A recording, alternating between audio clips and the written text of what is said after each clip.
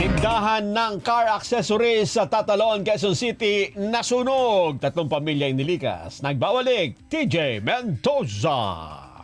Sa kuha ng cellphone video, kita ang pagtutulong-tulong ng mga residente at mga rumespondeng bumbero sa isang sunog na sumiklab sa tindahan ng car accessories sa barangay Tatalon, Quezon City mag-aalas 10 kagabi.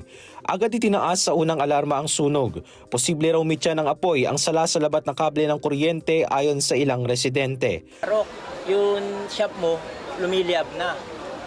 Di takbo kami. Pinapuksan ko agad. Yun, nandun sa likod ang bumubulwak na apoy. Kasi light materials, mga accessories, mga plastic, mga talagang sunog agad. Agad namang naalarma ang mga nakatira sa isang paupahan sa tabi ng tindahan. Kaya agad silang lumikas nang makitang lumalaki ng apoy. Mami, may nasusunog. Hindi namin akala namin poste. So lumabas po kaming lahat dito sa terrace namin. Humingi kami ng saklolo, nagpa-flashlight kami.